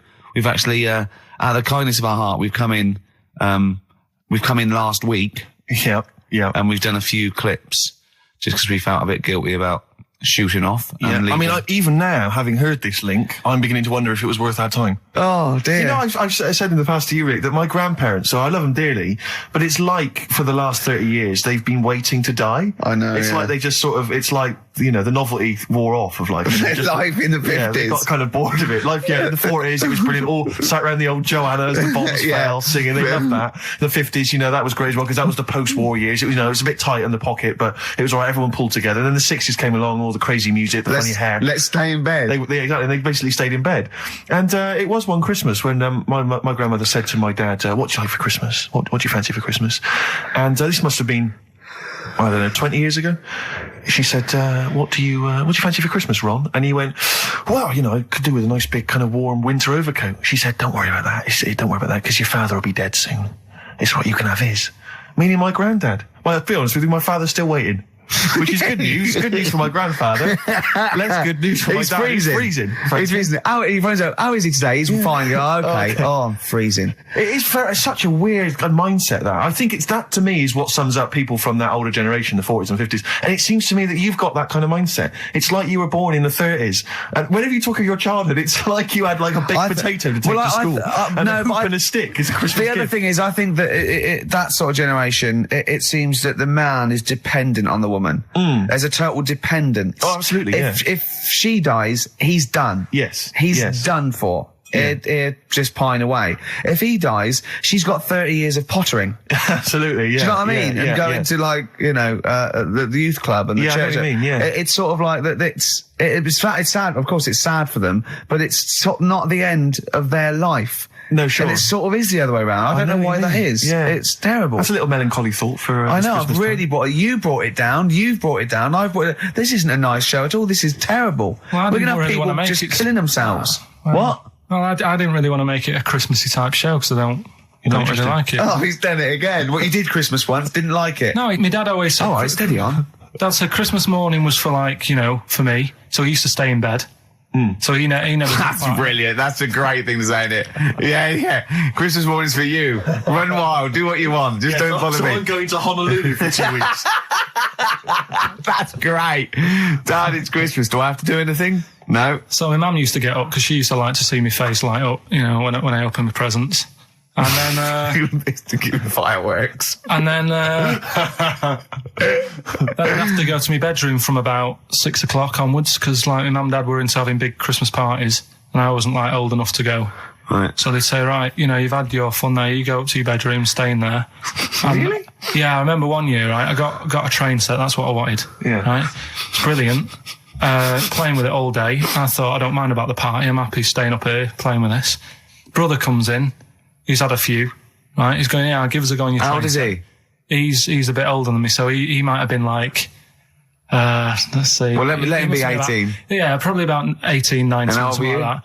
I had a train set, so I don't know, about 14. something like that. Yeah. Right, so I'm playing on that, loving it and stuff. And then he comes in and goes, oh, give us a go. He turns the transformer up to like 14. He went really fast for about 5 seconds, broke it, and then he went back downstairs. Wow. So Christmas, I hadn't even got Sounds Christmas like Day. the Conservative government with British Rail. Satire, that is. Rick, I just thought that there's satire. If there's any satirical shows listening or magazines. It doesn't work in any way, because there's the analogy falls down apart from there being a train. Think it through, though. British Rail was trains. Yeah. And the government broke the trains in many, well, they didn't break them, like, not officially breaking them, but they kind of... It does work, it's perfect. Oh, I'm pretty pleased with that. And I can't, and no one's asked him to be on Have I Got News For You? It's weird, isn't it? Because it's strange, that, when you've got a satirical mind that's as quick as that. Yeah. Right. And he's broke your little train set. So what did you do? I just watched telly and had some sausages. I bet you were happy with that, though, weren't you? It's a bit annoying, though, isn't it, when your main present of the year has been broke. And did it ever get it fixed? No, that was it. Put away. I'm intrigued why your parents wouldn't let you come and join in the festive fun. Was it like really debauched down there? Was it like eggnog everywhere? Well, no, but I mean, that's fair enough. 6 is a little bit early, but I just think, if you're a kid, he had his fun, put him to bed at 8, maybe. And Do you think so on Christmas Day? I thought that was a day for family. Well, not if there's a party going on. Well, don't have the party on the Christmas Day. Well, that's another option. Yeah. Your parents are weird, aren't they? A strange breed. Well, I think that was the year, right? You're talking about buying presents and stuff. I think I did treat my mum to... I didn't buy my dad anything. I think that was like when I got a bit older, he used to get me dad something because he wasn't that bothered anyway. No. So, got me mum. There was a cheap shop, right? Of course. Thank God for that. Called Snips. Right? So I went in there and I thought, let's see what I can get her. And remember Victoria Plum? I don't think so. Well, it's like a fairy character. Right. Right. I mean, mum's into gnomes and stuff. Right. So I thought, right. She must be pleased with you then. Victoria Plum. I was thinking, is that one of the neighbours? Is it like a brandy Do you liqueur? remember Victoria Plum? Victoria Plum. Victoria Plum, yeah, it's like a little fictional sort of character, right? Okay. So I saw it, I thought, yeah, she'll love that, right? So I did my paper round, saved up for 2 weeks, right? Oh. Got that sorted, went to Snips, bought the Victoria Plum. Next day, I'm in town with her, right? So I think, I know what I'll do. I said, come in here a minute, right? So we go in and we're looking around and I tested her, right? I went, look at that there, that's all right, isn't it? And she goes, oh, it's bloody awful. Oh, Carl. Oh, Carl. Oh, God. So then Christmas Day comes. I said, don't bother opening it. She said, no, why? I said, Oh, no. Why did you still give it to her? So, well, it was too late. I'd already bought it. Oh, Carl. So she opened it and I was like, and she said, oh, that's nice. I said, why are you saying that? I said, the other day, she said, it's bloody awful. She said, oh, no, I thought you were pointing at something else. Oh, no. So that's why I don't get anyone anything anymore. Oh, God. Play record. Oh, God. Oh. XFM 104.9. We're not here. This next clip is one of my favourite clips. Look, it needs no introduction. Here it is. Something else we're giving away. Go on. The Shining. It's just more throwing away, isn't it? Once again, is it on video? Once again, it's on VHS. Just because you buy it out of your own money, Carl, stop being so mean. And I want to watch it tonight because it's one of those films that... So you're going to watch this video and then you're going to send it to someone as a prize? Yeah, it's one of them films that... Sorry, what, you just said yes to that without blinking? Well, yeah. You don't think, like, Les Dennis doesn't have a quick go in the car on Family Fortune before he gives it away? It costs Jim Bowen has $5.99. a go at those his and her towel racks. It costs $5.99, Carl. Okay, this is Carl in the classic The Shining. And what's the question? Well, we might ask that afterwards. Okay, then.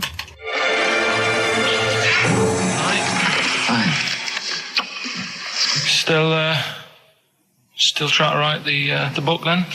Yeah? Yes. Good. Funny, someone told me the other day, weird thing about a typewriter, the top row of letters the longest word you can write is typewriter. I'll just show you. That's weird, isn't it? It's just the typewriter being. You're not in the mood, are you? You're in one of those grouchy moods again, like you get into when you're writing. I'm not being grouchy. I just want to finish my work. Yeah, just being a bit funny, a bit offhand and that. Let me explain something to you. Go on. Whenever you come in here and interrupt me, you're breaking my concentration. You're distracting me. And it will then take me time to get back to where I was. Understand? Yeah, but I just was coming in to try and cheer you up. You know, if you... I mean, I'm full of ideas as well. You know, if you're having a problem coming up with stuff, got loads of ideas you could write about. The other day I read about this airy Chinese kid. What do you want me to do about it?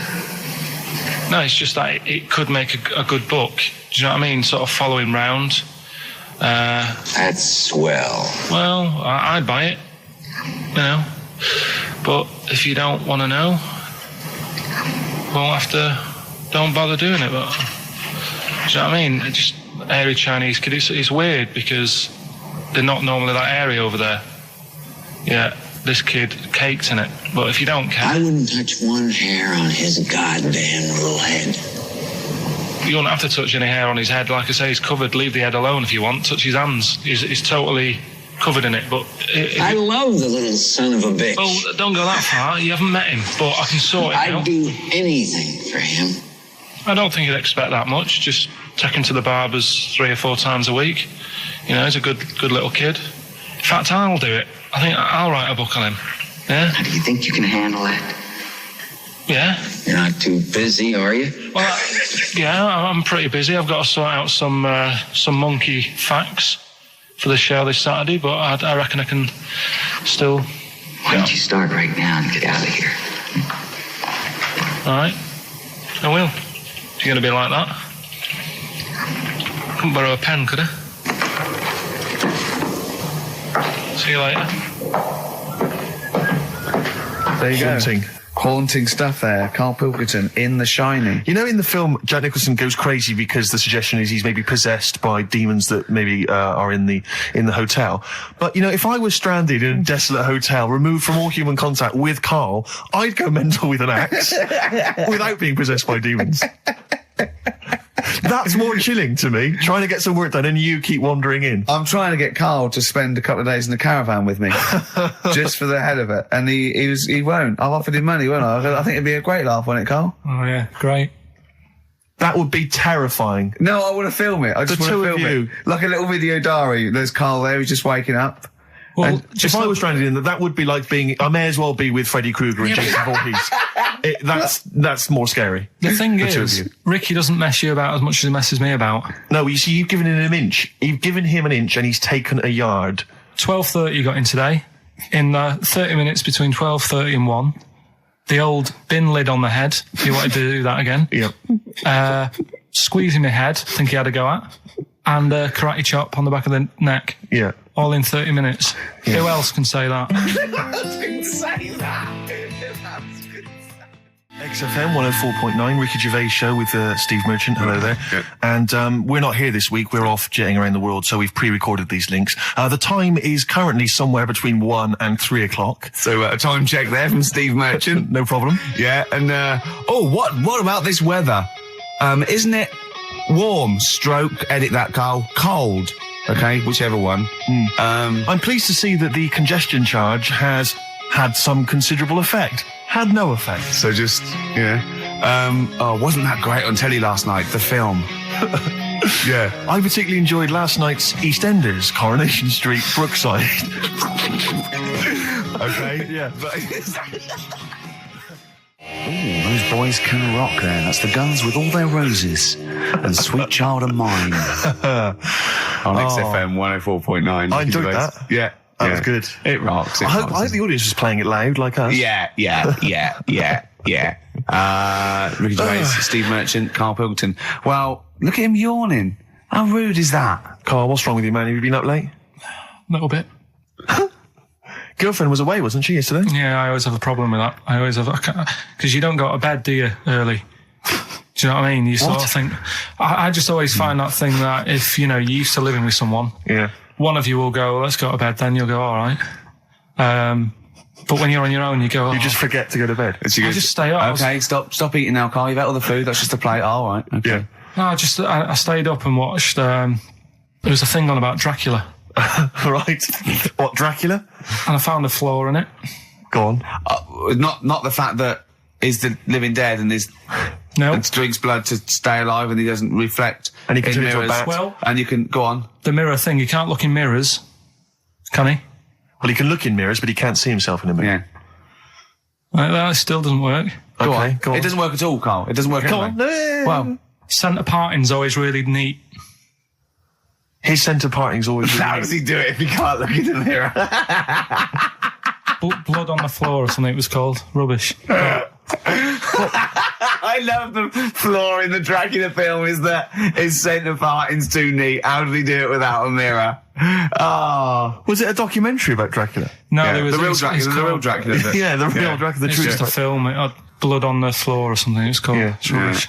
We had a little lunch yesterday, didn't we? We did indeed. That was a nightmare. Yeah. I hate going out with you two. I was explaining to Carl, right? I like to excite Carl's imagination, right? And if it involves chimps or monkeys, all the better. Brains he likes, parts of the body, deformity. I know where to, what buttons to push. And I told him about this thing. I don't know if any of you out there know about this, but there's an experiment they did in the 50s, a clinical psychology experiment where there's your two hemispheres of the brain, okay? They're joined by a thing called the corpus callosum, right? Which is just a little flap of skin, like a little scarlet lead that joins your two hemispheres. And what they did, they cut that in half, and they thought it was a cure for schizophrenia, but what it turned out to be, or epilepsy, I think, I can't remember, was that your two sides of your brains didn't function together. You couldn't get information. I was telling Carl all this thing, and one of the things I told him was that they did it on a monkey, and it fought itself over a nut.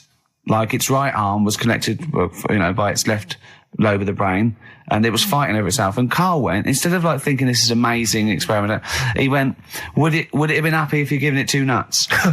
Yeah, I know.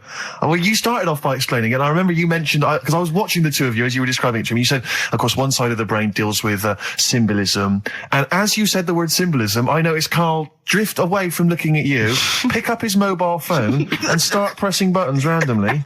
And I thought it was the word symbolism that got him. And I noticed it took you just a moment longer. And I think the first thing you said was, when did I lose you? Yeah, I knew I'd lost him. It's extraordinary. And he doesn't even try to disguise I said it. nomenclature at one point as well. Right, yeah. And I knew I was dicing with death there. Yeah.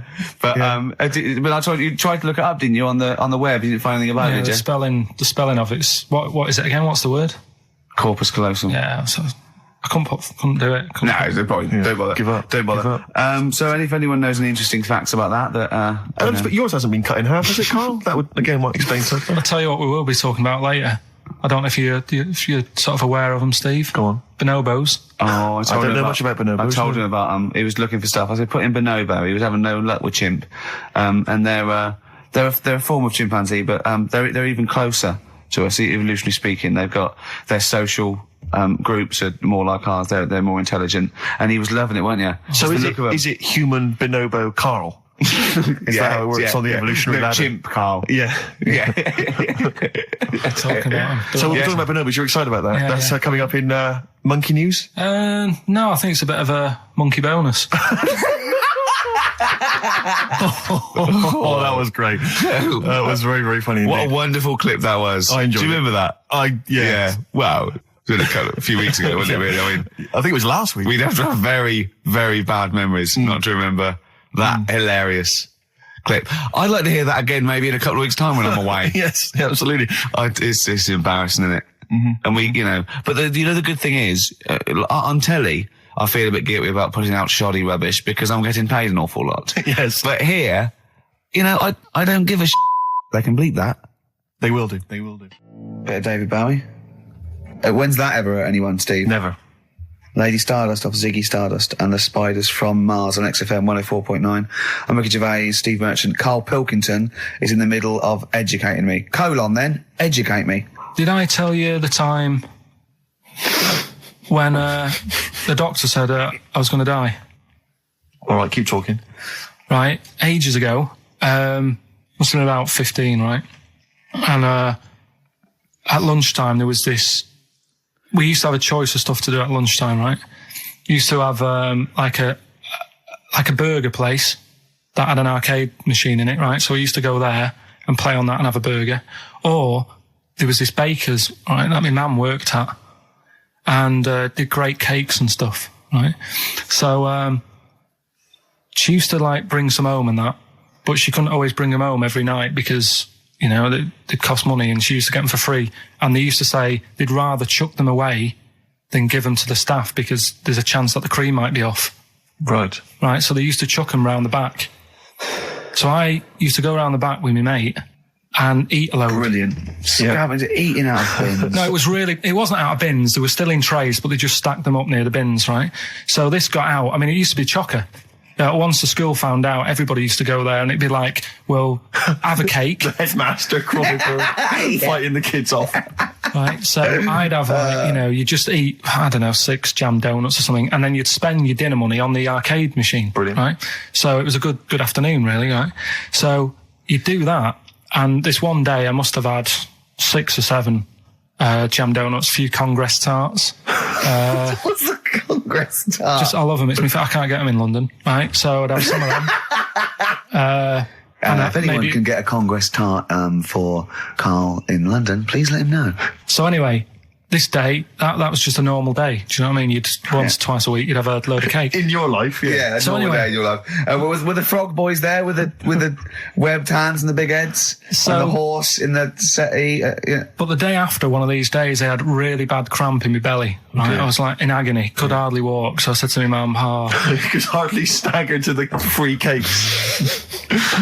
So, I was in absolute agony. I said, I don't like doctors, but you'll have to get a doctor in because I don't know what it is. I can't walk. She gets the doctor round.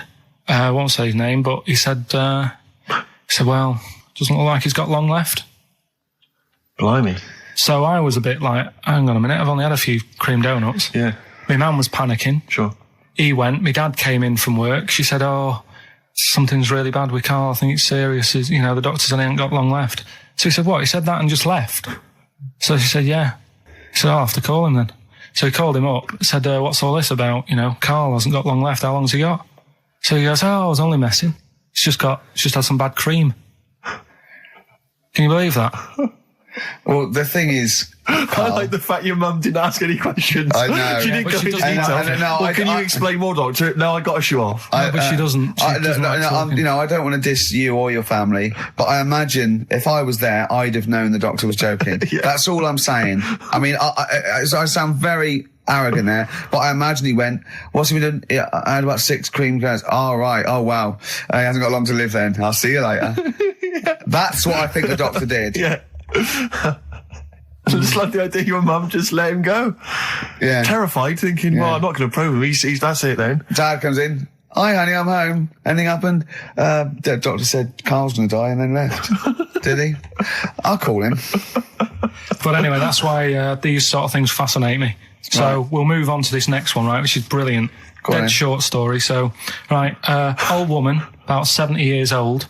Yeah. She's normally fit and healthy and stuff. Nothing wrong with her. She's having a good life. And one day, she goes for a check to the doctor's just to check herself out because she's getting on a bit. Yeah. Says, take your clothes off and that. So she does. And checks her out. Says, yeah, you're looking good. You're looking good. Turn round. He said, oh, God. He said, you got a tumour on your buttock. Right? So she goes, well, can you do anything to sort it out? So they go, yeah, we could book you in for an operation. It's best if we remove this. Books are in for an operation. Operation day comes, strip her down and that. They're all stood round, the doctors. Start to operate. It only turns out it's a pork chop that she sat on 5 years earlier and it had stuck to her buttock. Right, Karl. I can forward you. Serious. Right, okay, Karl, I'm telling you now, I'm leaving. I'm never doing this show again. No, I'm serious. Honestly. You're talking, I've never had such, what do you mean? You couldn't believe it? No, when I read it, I said, I've got to tell Ricky that. This woman had a pork chop stuck to her arse for 5 years, you mental case. Of course she didn't. That is a blinding record. And before that, Rick, what do you make of those adverts? They were great, weren't they? I like them, yeah. I'm going to buy all them products on the way home. And that's endorsed by Ricky Gervais. He's won awards. Yeah. Rick, do you remember this? This was a hilarious moment. No, you'll remember this when you hear it. It was when Karl said something that was basic. Well, I think for a lot of people it sounded like a lot of old bollocks.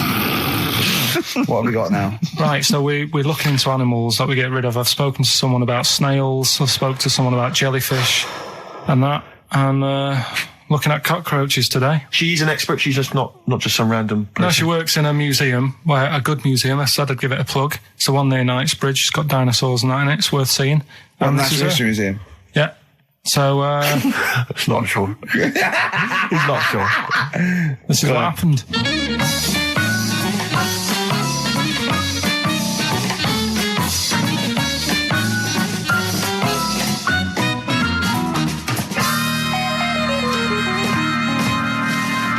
Now, what I'll do, I'll tell you as much as I know, and then you can fill me in if I'm right or wrong. And then at the end of it, we'll get to the bottom of whether we need them or not. Okay. All right. So first of all, the first thing that I found out is that they have 18 knees. That's not exactly possible. They're insects, so they have 6 legs. Yeah. And a knee is usually the junction between femur and tibia. That's sort of classic human knees and every other animal knee. So with 6 legs, you can only have 6 knees. Could somebody sort of got mistaken for seeing one that was a bit double jointed? I think you're grasping at straws or something. All right. Well, we might have to come back to that one then. Okay. They can hold the breath for 40 minutes. Well, they don't do that because they don't breathe in the same way as us. They breathe through little spiracles, holes down the side of the body. So, no, they're not a very apt simile because the method of breathing is so different. What do you mean? Because insects have a totally different system. They don't have lungs in the way that we do, just breathing through one part of the body. They're actually breathing through every segment of the body all of the time. So even though they've got their mouth shut, they might be able to slide. Nothing to do with breathing. So only just feeding. So you see, maybe that's where someone's gone wrong. Someone's got hold of one and sort of taped its mouth up or something and got bored after 40 minutes and said, well, we'll call it right. That's a unkind thing to do to an insect, even to a cockroach. Yeah, but it's all... Can't do that. Yeah, but... No. Pretty unkind thing to do anything, even a cockroach. Something else I found out. Yeah. They can live for a week without an head. Well, that's true if they don't bleed to death in the process. But the weird thing is, when I told you that they had 18 knees, you seemed a bit sort of like, don't talk ridiculous. But then we're talking about an animal that can live without an head. So there's a little bit of truth in that one, yeah? Yes. Why, when it was invented, has it got that facility? Say if someone said to humans, we could do that with humans, and, you know, if you lose your head in some accident, it gives you a bit of time to sort of go back to your family and maybe write them a note. You won't be able to have a chat, but write them a note saying, it was my own fault, and it was nice knowing you. Oh, well, that would be a useful facility, I agree. But cockroaches are great survivors. I mean, they've been around for over 300 million years. They're one of the most primitive insects. All right. Well, I've also... is it true that they do a lot of resting? Apparently they can sort of rest for 75% of the time. Rest? Yeah, they just sit about doing nothing. It's probably true of a vast proportion of the world's fauna. Well, I mean, maybe the 25% that they are working, they're really giving it some, so it might make up. They're probably searching out food, and they can slow down considerably. You can chill insects in the fridge, and they'll become very, very quiet. You might think they're dead. Yeah, but I'm sure, you know, if we were sat in a fridge, you know, we'd go a bit quiet, wouldn't we? You know. Well, you might not know much about it, of course. Yeah, but... Not quite reading the right sources. Well, I've been using the internet. I'm sure there are many useful sources that you could find there, but some of those seem to have been a little misleading to you. So you don't agree with a lot of what I've told you there? No. So cockroaches, can we get rid of them? No. So we're keeping them then? I would say so, yeah.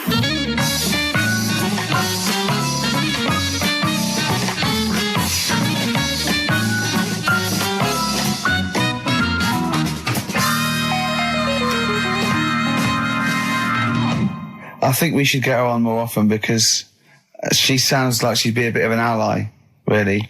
Because she knew immediately that you were talking nonsense. She even said, I think you should be more concerned about your sources, which I've been trying to tell you for a year, right? The fact, I mean, 18 knees, where did you get that from? It was on the internet. They can hold their breath for 40 minutes. I mean, I don't know what you read and take on. Mad world, don't it?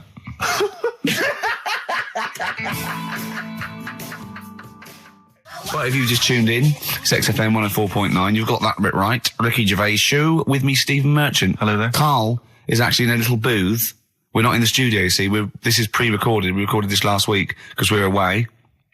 And it's sort of like the best of the last 3 weeks since last time we were away when we put out the best of. Okay, what's the next one? What's the educating Ricky? I don't know. See, like I say, I was looking around and there's stuff that is interesting. Right, I was looking on the web. But there's no point. Well, it's just that I found one about... what's the point? About a lad who 8 years old, but he's still breastfed. Now, I don't know if you can get anything out of that. Is that what his mum said?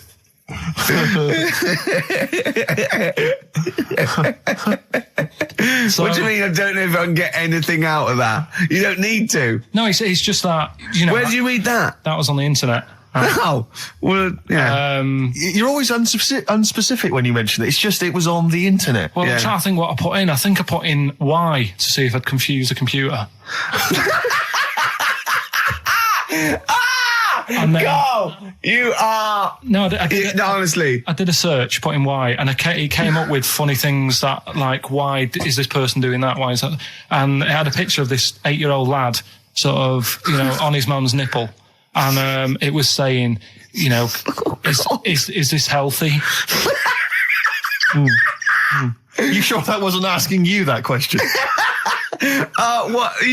I put in why? Just to confuse the computer. Like, we go, what do you mean? Yeah. Stop it. Yeah. Oh, look, yeah. Last week, I was walking home with him, and I went, he was saying something stupid, and I went, I've got a competition for next week. Let's do a phone-in, and it's called Karl Pilkington, Genius or Fool. Yeah. Right? And he went, No. I went, why not? He went, well, it'd be confusing because they say there's no difference between genius and being a fool. They do that, don't they? No, but it's rubbish. And people say there's a fine line between madness and genius. And, you know, it's a ridiculous soundbite. They don't say there's a fine line between a genius and an idiot. Well, the people who do are idiots. Yeah. So what would you do there, though, just to sort of wrap that little thing up? What would you do? That lad loves his mum's milk. What are you asking me to come up with? No, I'm just... A title for the story? No. It's just what would you do? Right? What do you mean, what would I do? Well, it's causing a bit of a problem in the area, right? What area? In America, I think it was. Oh, America are a problem, are they? George Bush is worried about this kid who's breastfeeding at 8. Imagine it like this, right? Right. No, so Karl, what are you asking me? About this spurious story you saw on the internet? I saw on the internet, there's an 8-year-old lad, he likes his mum's milk, and it's saying, is this right? Should it No, be it's going not. on? But what do you want Ricky to do about it? It's not his responsibility. Yeah. No, but the little town that he lives in, they're all causing an uproar, right? Going, this isn't right, you know, I can't let my kid play out in case he's in the garden with his mum getting a bit hungry, right? So, Oh, God. what should they do? Because his mum's saying, well, he likes it. Yeah. And he, you know, what do you do? I don't know the laws. No, but I'm not asking you to sort out the laws. I'm just saying, if you lived in that neighbourhood, what would you say? If you went up to him and said, look, everyone's getting a bit fed up with this, look. I'd say, what would I do? What do you mean, what would I do? What are you asking me? Right, it doesn't matter. No. What are you asking me? What are you asking me and Steve and the public? I'm just saying, say if you live next door to this woman. Yeah. Right? The kid's hungry, 8 years old. He's out playing on his bike and he goes, Mum, I'm getting a bit peckish. And he goes, all right, son. She whops one out. And he starts having his milk, right? You live next door, you're putting your washing out and you see this going on. You're getting a bit sick of it because it's gone on for months. 8 years, I assume. Why is it your business? Why are you such a nosy neighbour that you're concerned? What would you do, Karl? Let's turn it back on him. Yeah. What would you do? What's your solution? What would you do? Well, I thought I'd say, right, why are you doing this? And she'd say, because he likes it. And I go, all right then, put it in a bowl first. And you think that would sort that out? No, because I was thinking about the whole thing, right? And you do that when you're a baby, and everything's all right, innit? Yeah. No one bats an eyelid at a little baby having a bit of milk from its mum's breast, right? Yeah. You'd almost say it was natural. But you grow out of it. It's like you don't see. It got me thinking about things you don't see. And you don't see. Did you put this into a computer? Show me things you don't see. What else don't you see? Well, you don't see, like, an old man having a Twix. You never... So what? You know the terrible thing about all this, Steve, is he's right. You don't see an old man I having a know, Twix. that's a terrible thing. So what they have got, right, they've made old man toffees, haven't they? They've come up with Werthers. Is that a song? Oh God! You don't see it. So they've got their Werthers, right? Yeah. So, look at him. You think Forget he's it. giving a lecture at Oxford? it's not going anywhere. No, go on. Sorry. Go on. I'm just saying. Right. You grow out of things. Yeah. And the old man, I'm sure when he was a kid, he'd have a Twix. Yeah. But now it doesn't look right, so he's having... It doesn't look right. So... Right. I don't think Werther's originals were specially designed for old people. I think they were sweets that just happened to have been made for years. That's why old people eat them.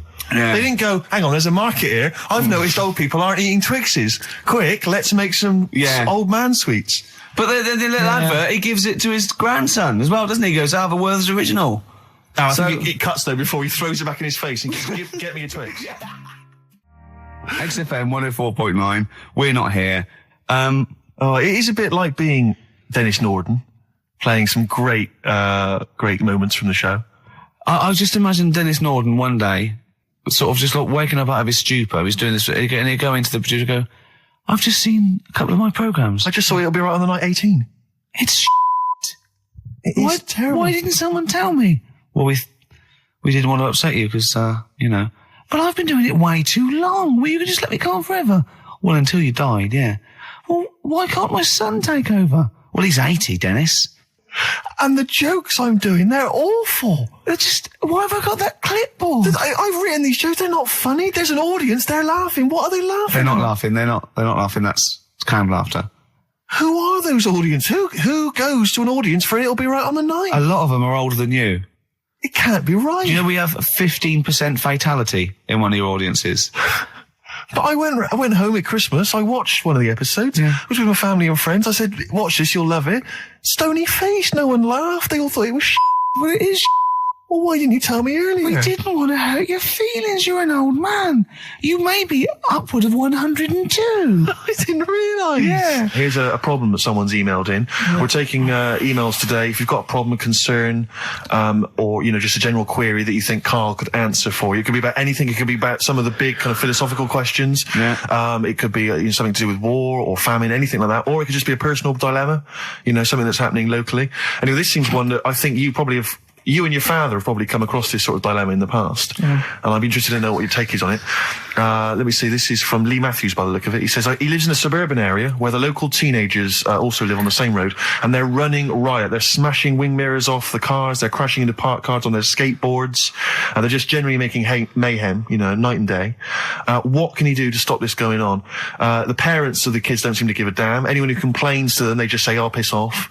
The police are useless because they never catch them in the actual act of violence, which is what they got to do to apparently convict them. So they don't know who to turn to, really. It's rather like when a little old lady went and got the A-team, It's a great, and he was dressed as an elderly Chinaman. Exactly.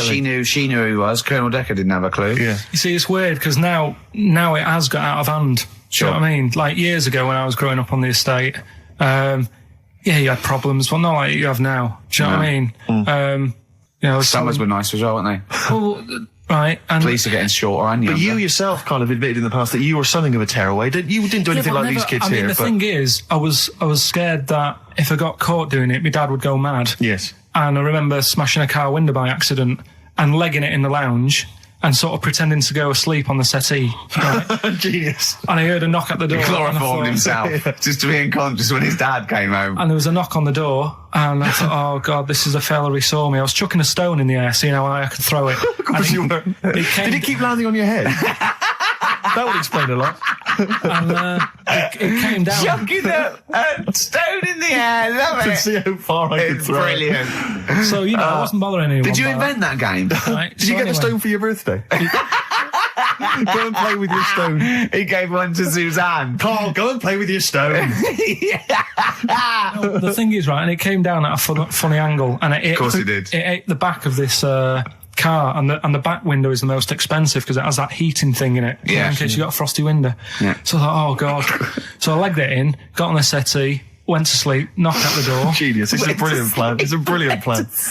I couldn't be guilty. I'm asleep. So I love the idea. So the thing is, our lounge used to sort of you could see in from the door, right? So this family who saw me do it saw me asleep on the settee, and my mum said, "Go and get the door." And I sort of went, "Oh," as if I'd been asleep. Yeah. I went to the door, like rubbing my eyes, and the fella said, "What did you run off for? I saw you." I was like, "Oh no," and I didn't see my dad. I went out. It was when he was working sort of evenings, so I went out so I didn't have to see my dad. And then the next day I came home from school, and my dad said, 45 quid. Oof. That's all he said. That's all And he he said. looked at me. And then you fell asleep and he went, wake up. You know what I said? No, 45 quid. Now the thing Carl. is, he didn't have to do anything. £45, Carl. Now, I know you were saving up for a brick, but you can't have it. Yeah. Just, So, Equally, if you're doing a bigger crime, you know, Yeah. a bank job or a murder. Remember to take the stocking off your head, because if they wake you up and go, why have you got a stocking on your head? Just go, oh, I had a weird dream. Right. Okay, look, quick query for you. This is from Jay. He's got a problem here. He says, my parents won't let me ditch my studies. He's currently reading modern languages at London University. Sure. He wants to follow his dream, but his parents won't let him, of being a dancer. Carl. Worse than that, he says that they're trying to arrange a marriage to a bunch of minging daughters of people they know from good families. He doesn't know what to do, so he's got the arranged marriage coming along, and he's also got, he basically wants to be a dancer. His parents are forcing him into something more practical. Well, the first thing, right, I don't think Live your dreams? the arranged marriage thing is such a bad idea. Okay. Because I think too many people go on looks, Right. and then you soon get bored of that, and you find out the person who you're knocking about with is actually not your type. Right. Why don't you arrange marriages for people? Well, I'm just saying, right, so I'd say, Jay, go along with that. I wouldn't worry about it. Okay. I mean, if they're really ugly, then, don't go along with it. But if they're half bad, put up with it. That's Sure. all right. The dancing, Brilliant. right? That's that solved. Brilliant. I wanted to be a dancer. After I did the boxing, right, I joined a dancing thing just near Man United's ground, right, called Twiggies. Went along, I wanted to learn some moves. How old were you? Well, it was when Michael Jackson was, like, pretty big, so about 83, 84, 85, something like that, around there. Wanted to do it. When I went, it was shut, and it had become like a warehouse for toilet rolls. So in a way, I wonder what would have happened. Sorry. How is that an anecdote about you going through dancing? You've told me before you did boxing for a while, you did dancing for a while. You had a true fight in the boxing. You didn't even get in the. That's not an. Imagine if that was a film. This is a boy's dream of becoming a dancer. Oh, it's shut. Next on. I mean, how is that a story? Yeah, if that was Billy Elliot, do you think it would have won quite as many awards? Yeah, brilliant. Footloose. All right, Yeah. I'm fed up. They banned it. Let's go. Eyes shut. Flash dance. First, there was. It's a warehouse. Never mind. I'm just saying, you'll find something else. I think I got a go-kart after that. I bought a motorised go-kart and kept myself busy with that. So there's always other Just things. think, Alan Bennett has to sit down and really sweat over his stories. Yeah. He just opens his mouth. You are a living Alan Bennett character. So that's that. So that's solved. Well, Jay, don't worry about that. There's no emotional problems I can foresee if you follow that advice. So the advice there is do an arranged marriage. If she's not ugly. minging, she's not completely minging. Yeah. And don't worry about dancing. Get a go-kart. Cheers. This is XFM 104.9. I'm Ricky Gervais with me, Stephen Merchant. You're listening to the best of basically Karl Pilkington. You don't talk to anyone, do you, in the week? You just hide in your little sound booth thing, and you really don't talk to anyone, do you? much? Not really. No. I mean, you might call up. Yeah. But no, I keep myself to myself. Yeah. Then you don't get bogged down in the office politics and stuff. Yeah. Is there a lot of office politics here? I don't know. I don't get involved in it. Oh, yeah. Proved your point. So when we're away and we're like out of action, who, other than Suzanne, who will you talk to of the day? How will you get a sort of feedback from the world? How will you get sort of like input and... I always, if ever I've got like a question on anything, the internet's sat there and I can just go online and find out. The internet is good. It's brilliant. But it's not all verified. It's not all necessarily factually accurate. Anyone can put things onto the internet. It's it's freaks and things that put on things like... Here's one that I read in a week, right? Go on. About this woman. Yeah. She was a bit of a punk. And to get her hair done like she wanted it. Super glue? Right, no. She got lard. Apparently it's a popular thing, you might know. Put lard on your head. Yeah. And you put it in the oven. Now, apparently the heat that you get from the oven is different from the sort of heat you get from an hairdryer. Right? And she had to do that to get the style that she wanted. But anyway, she comes into money or whatever, treats herself to a microwave. Right? It's not true. Opens the door, jams the things, like the little catch. So the microwave works. She jams it with a screwdriver or a knife or something. Yeah. Puts the microwave on, sticks her head in, boils her brain. Don't be ridiculous. Right? Well, why is that ridiculous? Boils her brain. She boiled her brain. She boiled her brain. And this is what's good about the internet. I went straight from that, and there was a subject about brains. And do you know that Russell Crowe, when he dies, is giving his brain to charity or something, some sort of some people who can do stuff with it. She gave hers to Pot Noodle. Vesta. Yeah. Oh, That's boiling the a sort of skull. Yeah. It's not true. No. It's not true, Carl. Just urban myths. Someone made it up.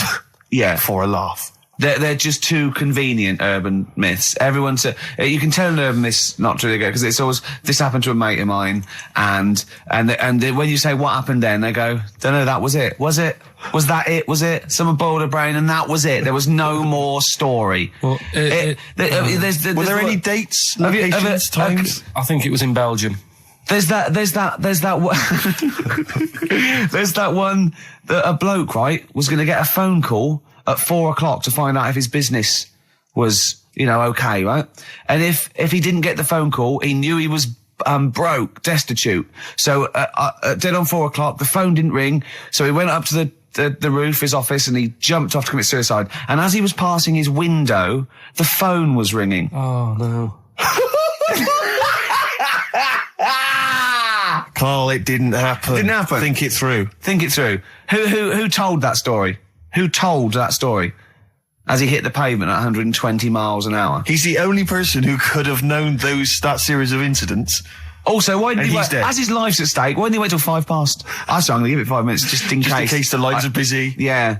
And what sort of bloke goes, I'll call you at 4, okay, if your business... Well, call me anyway. No. If I don't call exactly 4, then, you commit suicide. Commit suicide. I would, because if I don't call at 4, that's the end of it. Well, call me anyway. No, that's not the way I work.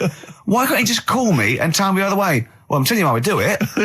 If you're bust, I don't call. Can't you just call to verify in case something goes wrong? What if it's engaged? It won't be engaged. Just commit suicide at 4, please. It didn't happen, Carl. The other one, right? A bloke, right? He's on a train station, and I'll tell you how I heard it.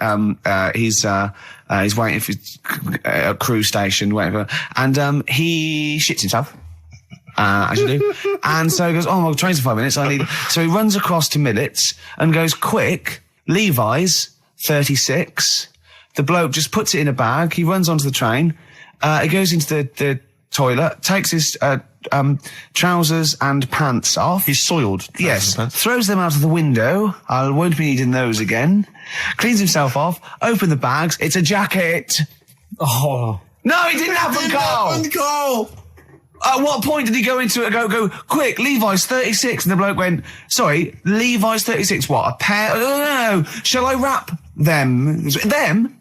It. Shall I wrap? Just wrap whatever it is.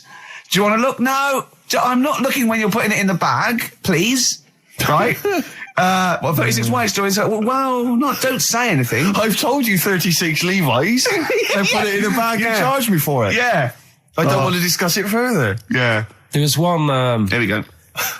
There was one about a woman whose husband died, and she had him cremated. Yeah. And made like a little egg timer out of him. Right. And she said, I did that so it can still help around the kitchen. Well, that might be true. That might be a joke. That's quite sweet. That might be true. It's a true story, again. It was all... No, not again, because the ones I just told weren't. Nor is the boiling the brains in a bag curry microwave. Head story, true. Yeah. That's all. I'd like to play a beautiful song now by Cat Stevens.